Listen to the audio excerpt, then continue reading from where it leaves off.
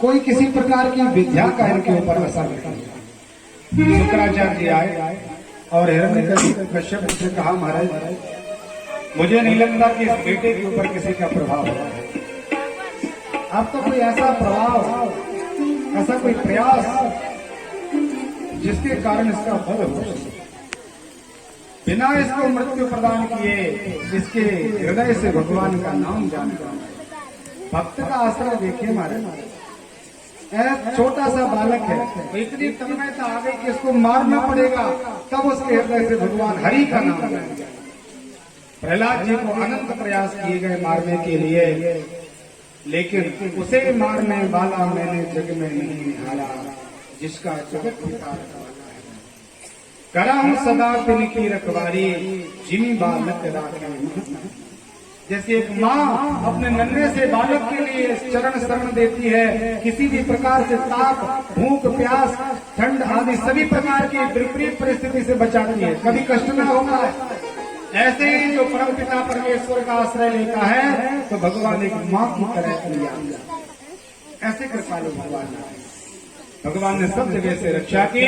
एक बार हिरण्यकश्यप ने 20 सभा में प्रहलाद को बुलाया, वो कहा, बेटा एक आश्चर्य तो मुझे भी होता है, मुझे इतना बड़ा आश्चर्य है कि मेरा नाम लेकर के इंद्रादिक देवता थर थर कांपते हैं।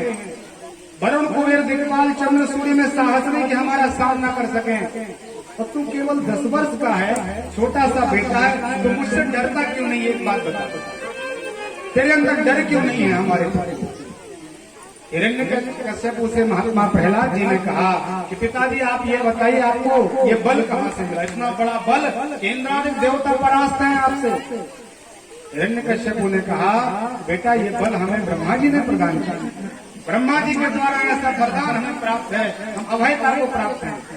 तो महात्मा प्रहलाद जी ने कहा, पिताजी जो ब्रह्मा जी को भी बल प्रदान करने वाले हैं, अतुलित बले अतुलित प्रभुताई, जिन परमात्मा की बल की कोई सीमा नहीं, जो ब्रह्मा को भी बल प्रदान करने वाले, ऐसे मैं हरि का भक्त हूँ, मुझे आपसे क्या डर महाराज?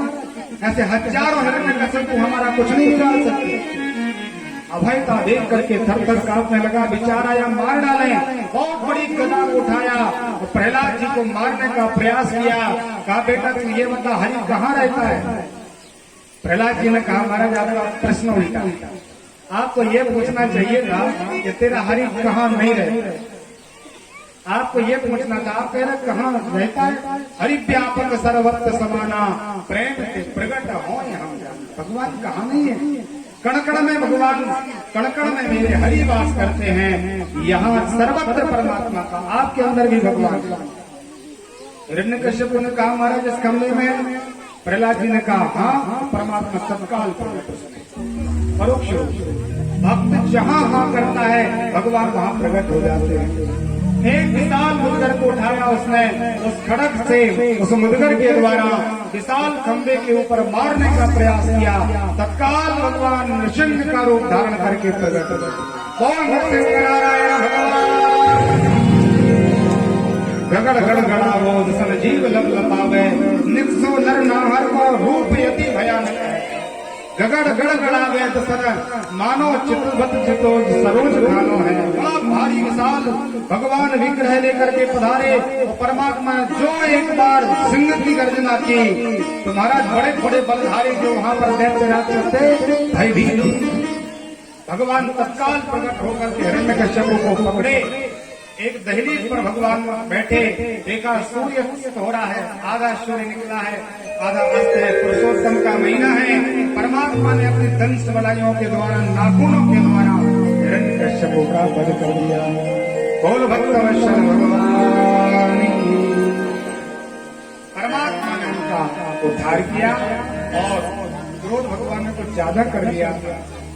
उसी की आंखों को माला जैसे पहन के भगवान थोड़ा सा रक्त में लगा के बैठ गए। देवताओं ने विचार किया परमात्मा का विग्रह कैसे शांत होगा। तो भागवत जी में लिखा है महाराज सप्तम स्कंद में, प्रत्येक देवता आए और आधी लाइन में कोई एक लाइन में भगवान को प्रणाम करके चला गया। किसी का साहस नहीं रहा कि हम 2-4 भगवान के सामने स्तुति गाएं कि प्रभु प्रसन्न हो जाए, शांत हो जाए।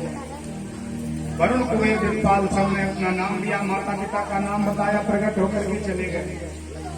प्रत्येक व्यक्ति आए, किसी ने भी भगवान नारायण को शांत करने का साहस प्रकट नहीं किया, तो सबने विचार किया कि लक्ष्मी जी को बुलाया। मैया लक्ष्मी निश्चित रूप से उनको शांत कर दे। दौड़ करके देवता लक्ष्मी मैया के पास गए। मैया, बड़ा अनर्थ हो गया, आपके पतिदेव तो बड़े क्रोधी हो गए, बहुत बड़ा क्रोध धारण किया है, वो शांत होने का नाम नहीं ले रहे। लक्ष्मी जी ने कहा, महाराज आज तक भगवान को क्रोध नहीं आया, शांता कारण भजग शरीर, परमात्मा तो परम शांत है। लक्ष्मी मैया ने विचार कर देखते हैं, बहुत सुंदर साड़ी पहनी मैया ने, सोने की थाली तैयार की, स्वर्ण कलश लिया, अमृत जल लिया, तो भगवान नारायण का पूजन करने के लिए परम माया आई। तो भगवान ने विचार किया लक्ष्मी जी को भी थोड़ा सा अपनी इस घटना का परिचय हो, इसलिए तत्काल भगवान ने सिंह की गर्जना की। मैया ने तत्काल नृसिंह भगवान के ऊपर थाली पूजन का सामान छोड़ा, वहां से भाग। अब विचार किया कौन रक्षा करेगा संसार से। तब अंत में महात्मा प्रहलाद के चरणों में प्रणाम, भक्ति का सामर्थ्य देखिए। देवता इंद्र भगवान ब्रह्मा जी सामर्थ्य नहीं कर पाए, नारायण को शांत करने का वो साहस एक दैत्य पुत्र के अंदर है। प्रहलाद जी से कहा, बेटा तेरे पुकारने पर परमात्मा का अवतार हुआ है, तू कुछ करके मेरे नारायण शांत हो जाए। प्रहलाद जी ने हाथ जोड़ के भगवान का स्तवन प्रारंभ किया।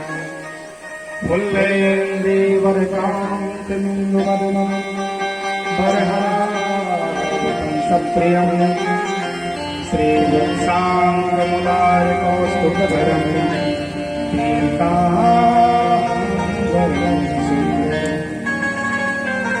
गोपीनामोत्पलाचितम गोपसंहारतम गोविंदम कलवेणुवादनभरम दिव्यांगभूषण भजे।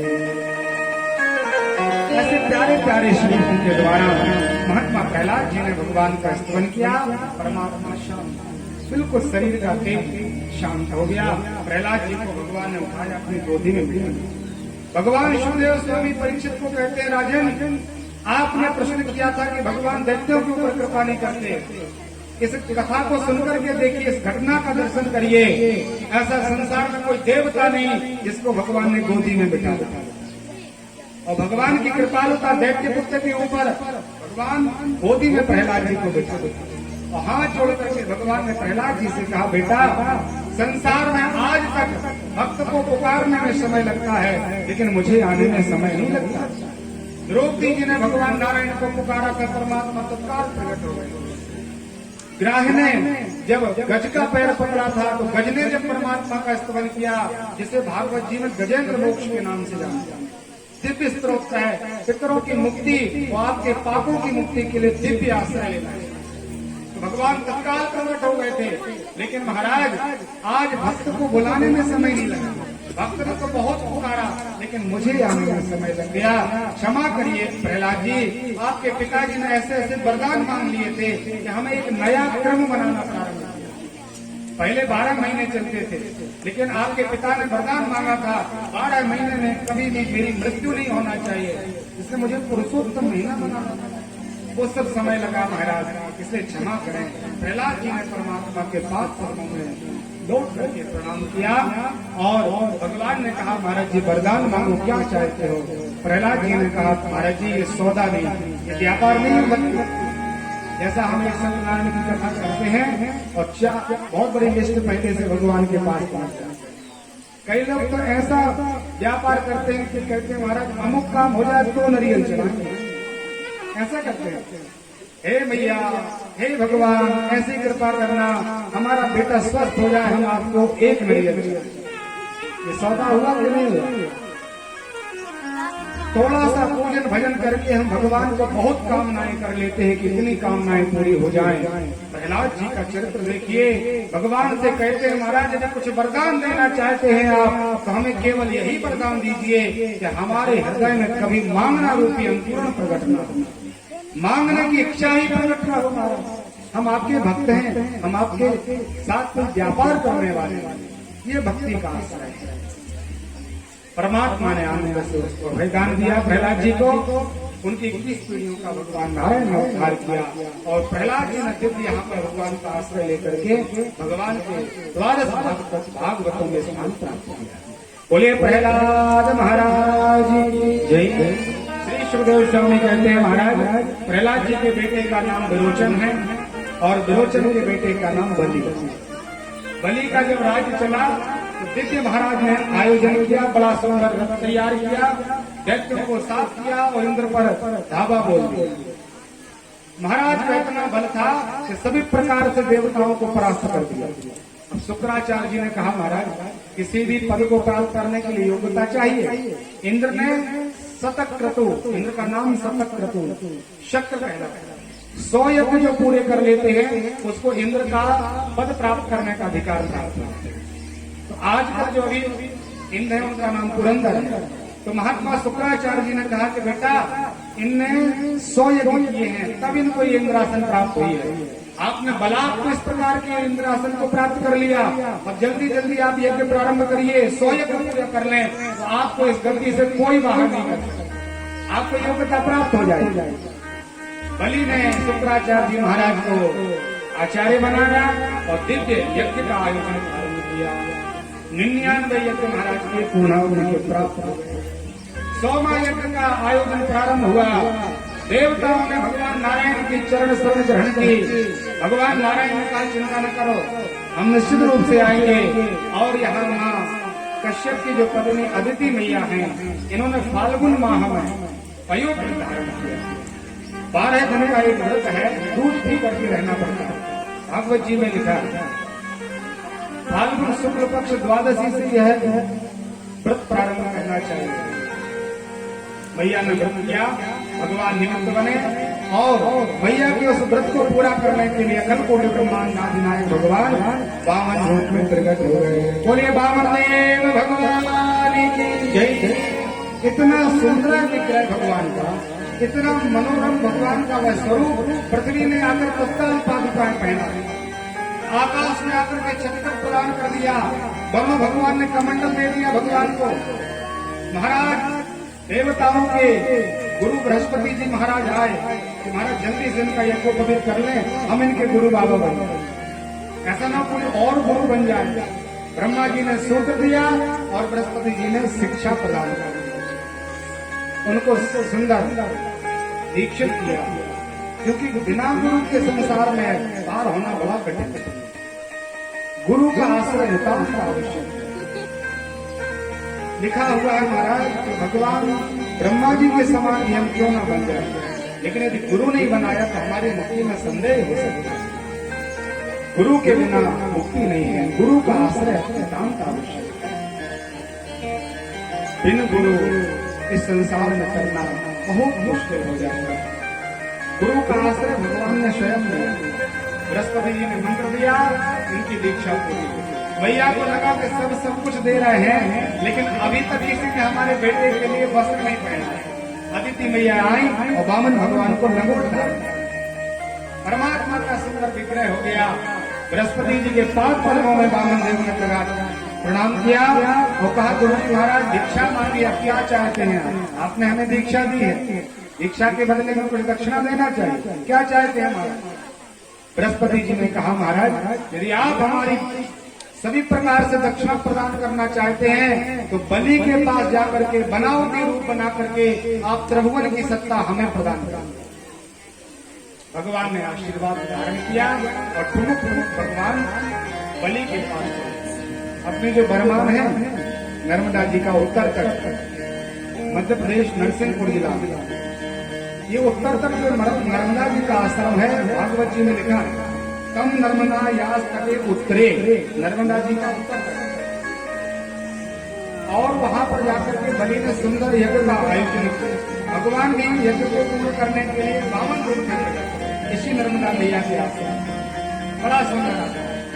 भगवान वामन का स्वरूप देख करके बलि तो मंत्र मुक्त हो गए और दीक्षित थे। यजमान उतर के जा नहीं सकता, आसन नहीं त्याग सकता, लेकिन वामन का देख स्वरूप देख करके भगवान नारायण का विग्रह देख करके बलि ने तत्काल आसन का त्याग किया हाथ जोड़ करके भगवान के पाद पद्मों में स्वागतम हो ब्रह्मं किम करवा ब्रह्मर्षिणां तपसाभ्यां मन्ये त्वं बपुरा। महाराज क्या स्वागत करें। आज हमें लगता है अध्यान अध्यान पवित्रम कुलह।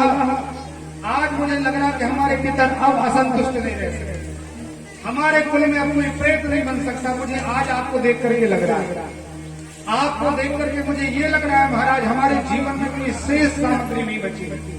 आपके स्वरूप का दर्शन करके मुझे लग रहा है कि अब हमें कुछ देखना शेष नहीं बचा। इसलिए महाराज जी वरदान मांगो, क्या चाहते हो।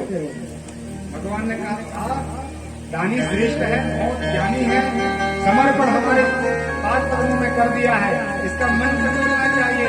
तो प्रभु ने कहा महाराज हमें देने लेने की तो कोई भावना नहीं है, हमें कोई कामना नहीं, लेकिन मैंने दानियों में आपका बहुत नाम सुना था, आप प्रहलाद के वंशज हैं, इसलिए महाराज हम केवल आपके दर्शन के लिए आए, कोई कामना नहीं। प्रहलाद जी को याद किया, विरोचन को याद किया, तो बलि को लगा ये तो हमारी पीढ़ियों को जानते हैं, पूर्वजों को याद कर रहे हैं, इसलिए और निष्ठा भाव बहुत श्रद्धा जागृत हुई और कहा महाराज जी कुछ तो लेके जाइए। आप पंडित जी आप शर्मा हो, जब संकल्प बोला जाता है तो ब्राह्मणों के में बोला जाता है अमुक नाम रे है सर्मोहम, इनका ये नाम ये इनका गोत्र है और ये सर्मोहम ये शर्मा है। और क्षत्रियों के लिए शर्मोहम उसमें उपाधि दी जाती है वैश्य, और चतुर्थ श्रेणी के लिए गुप्तो हम आश्रय। तो बलि कहते हैं महाराज आप शर्मा हो, शर्माओ मत। ब्राह्मण का बालक बिना कारण से कहीं जाता नहीं है, अपने घर में रहेगा, किसी के पास नहीं जाएगा। जो सच्चा ब्राह्मण स्वाभिमानी होगा, लेकिन यदि आप आए हो महाराज तो कारण तो कुछ जरूर है, इसलिए शर्माइए मत, सच्चे अर्थ में बताइए क्या चाहिए। भगवान ने कहा बहुत आग्रह कर रहा है तो बोल देना चाहिए। प्रभु ने कहा ठीक है महाराज, यदि बहुत दान देने की इच्छा है तो आप 3 पग पृथ्वी दान करें। आजकल का ऐसा समय है, हम कहीं पर माला लेकर के झोली लेकर के बैठ जाते हैं तो व्यक्ति विचार करते कि पंडित जी यहाँ आश्रम बना लेना, बहुत बड़ा आश्रम हो जाएगा, अनेक प्रकार की धर्मशालाएं खोल लेंगे, कई एकड़ 2 एकड़ 10 एकड़ 50 एकड़ में महाराज का आश्रम हो जाएगा। इसलिए व्यक्ति कोई हमें कहीं बैठने नहीं देता, हम भजन नहीं कर सकते कहीं, हमारी कोई पृथ्वी है नहीं।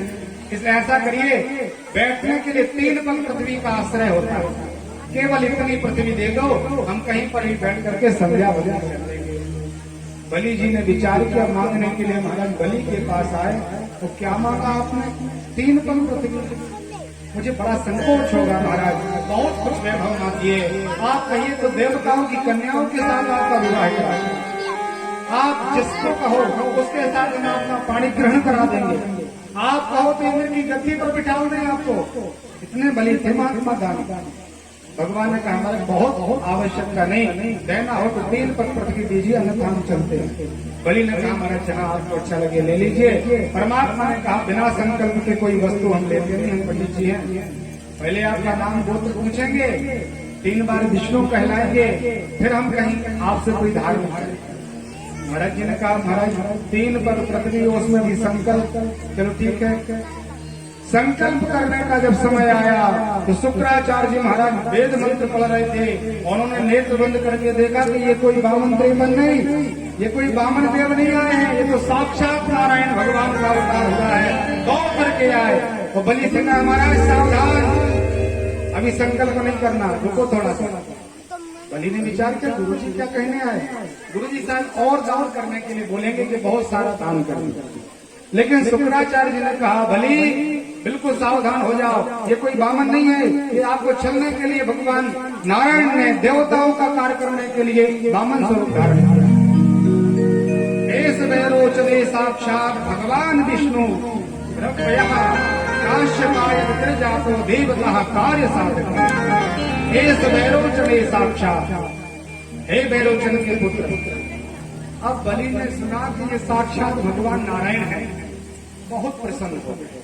विचार किया साधारण कोई ब्राह्मण होंगे तो दान लेके चले जाएंगे, और यदि परमात्मा का आगमन हुआ है, हजारों इंद्रासन परमात्मा के चरणों में बारी बारी अनंत प्रकार की संपदा भगवान के पास चरणों में क्षणमात्र में छोड़ेंगे। त्रिलोकी के नाथ हमारे सामने मानने के लिए आए। गुरु जी ने कहा महाराज बहुत ज्यादा आपके पास संपत्ति नहीं है और ऐसे दानी बनने की कोई कामना नहीं है कि आप स्वयं भिखारी बन जाओ। बलि से बार बार शुक्राचार्य जी ने कहा कि 6 ऐसे स्थान है जहाँ थोड़ा झूठ बोल दो फिर भी वही झूठ का पाप नहीं लगता, इसलिए महाराज इनको बोल दो कि हमने कोई वचन नहीं किया। बलि ने कहा महाराज अब तो वचन हो गया। तत्काल बलि ने धर्म के लिए भगवान के लिए अपने गुरु शुक्राचार्य का त्याग किया। 1 सेकंड भगवान ने संकल्प करने के लिए कहा, जल डालने के लिए कहा। तत्काल शुक्राचार्य से जल पात्र में फंसे। भगवान ने कुशा दर्विशे शुक्राचार्य जी का एक नेत्र पूर्ण कर दिया।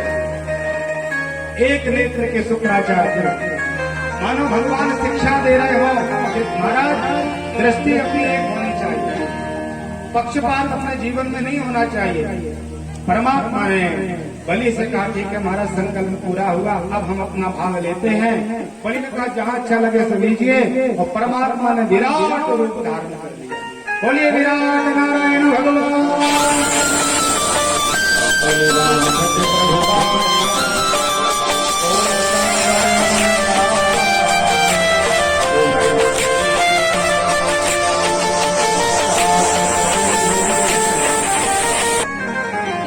जब बलि को भगवान ने निग्रह करने का भाव बनाया तो उस समय लिखा है कि इतना रूप बड़ा कि जिसका वर्णन नहीं किया जा सकता। और महात्मा जामवंत जी आए कि आप तो विराट भगवान की परिक्रमा करें, जैसे हम वृंदावन की परिक्रमा करते हैं, नर्मदा परिक्रमा करते हैं, 84 कोस ब्रज की परिक्रमा करते हैं, ऐसे महात्मा जामवंत को लगा कि आज क्यों न परमात्मा की परिक्रमा कर रहे हैं। अकल कोटि ब्रह्मांड आदि नायक भगवान ने विराट रूप धारण किया। तो 2 मुहूर्त में 2 घड़ी 48 मिनट में महात्मा जामवंत जी ने भगवान की 7 परिक्रमा लगाई। उभय घड़ी महादीनी 7 प्रदक्षिण।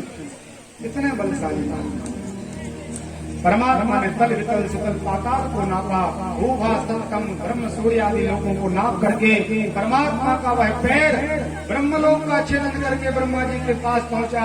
ब्रह्मा जी ने देखा ये तो परमात्मा का विग्रह है। तत्काल द्रवीभूत हुए और सुंदर जल ला करके भगवान का पाद प्रक्षालन, और भगवान का जो पैर से निकला हुआ जल निकला, जिसे अपन चरणामृत बोलते हैं, चरणों का निकला हुआ जल ब्रह्मा जी ने कमंडल में रखा। कालांतर में उसी कमंडल से भगवती गंगा मैया का जन्म हुआ। बोल गंगा। परमात्मा ने 2.5 पैर में सब नाप लिया, आधा पैर फिर भी बच गया। तो प्रभु ने कहा बलि अब बताओ क्या नाप लें। आपने मेरी दक्षिणा पूरी नहीं की तो भगवान ने और परीक्षा लेने के लिए वरुण पास में बांधा।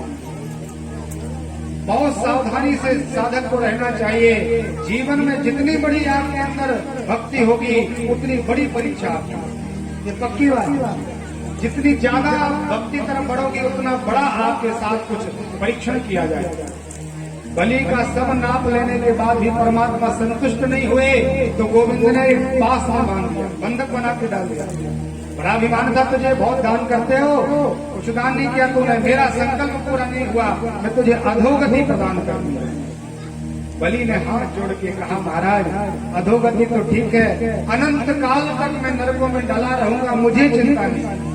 मुझे गिरगिट की योनि मिल जाए, मुझे सुअर बनना पड़े, सुकर कुकर कोई भी योनि प्राप्त हो जाए, महाराज मैं बिल्कुल भी संकोच नहीं करूंगा जाने में। लेकिन केवल आपकी जैसी विभूति आज सामने खड़ी है, ऐसे ही आप मुझे दर्शन देते रहना महाराज, मुझे और कोई लाभ नहीं चाहिए। ऐसा समर्पण भाव देखा भगवान ने।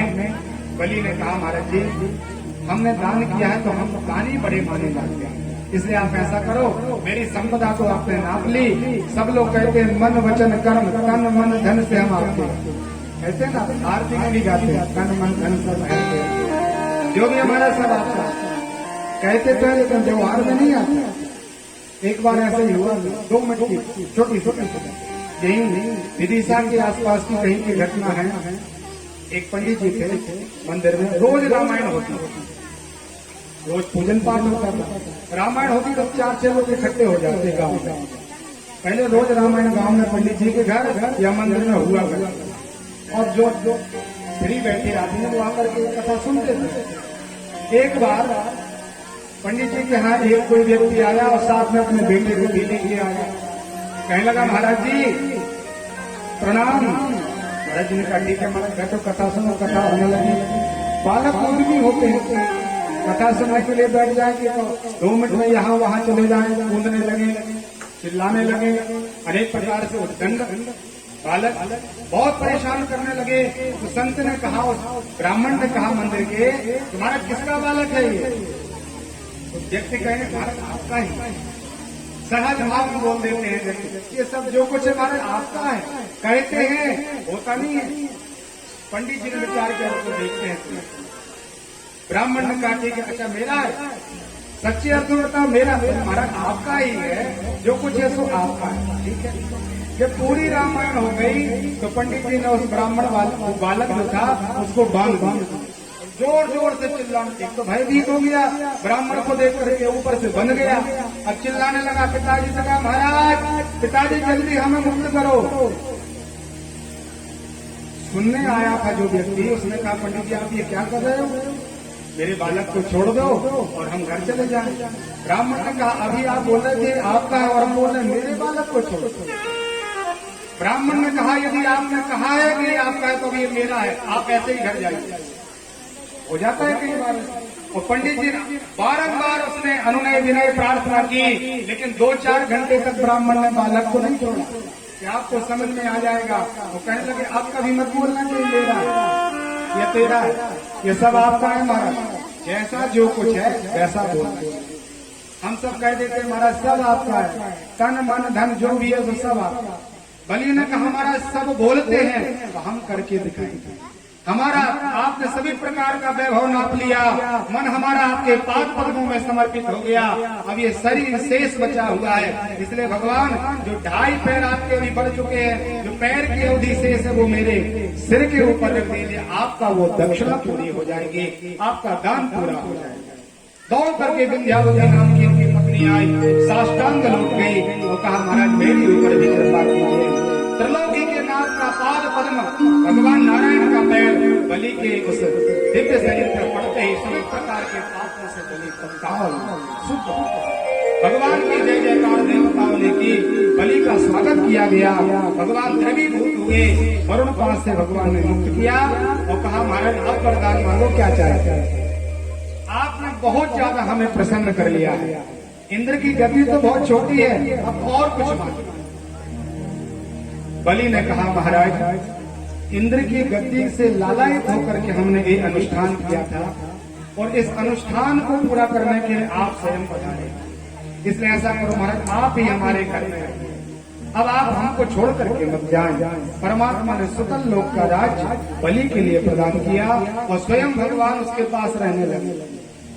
भगवान इतने अहम भक्त पर अधीन, भगवान का नियम और शर्त है कि मैं भक्त के अधीन रहता हूँ। आगे कल से अपन भगवान कृष्ण के दिव्य चरित्र सुनेंगे, यशोदा मैया और नंद के ऊपर भगवान ने कैसी कैसी कृपा की। केवल भक्ति के आश्रय भगवान वहाँ पर द्वार पार बन के रहने लगे।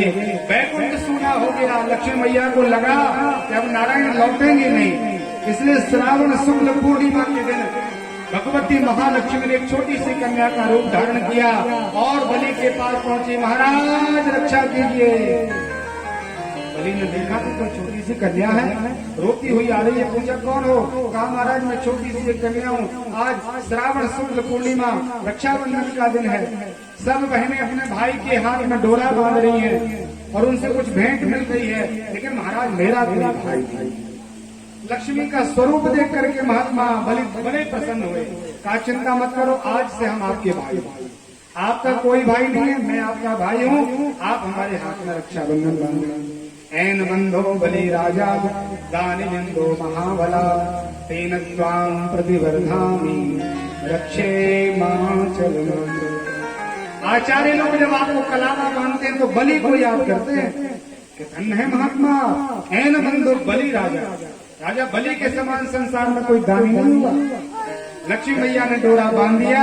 फिर कहा कि महाराज जी भाई कुछ भेंट देते हैं कन्या बहनों को, इसलिए आप हमें कुछ प्रदान करो।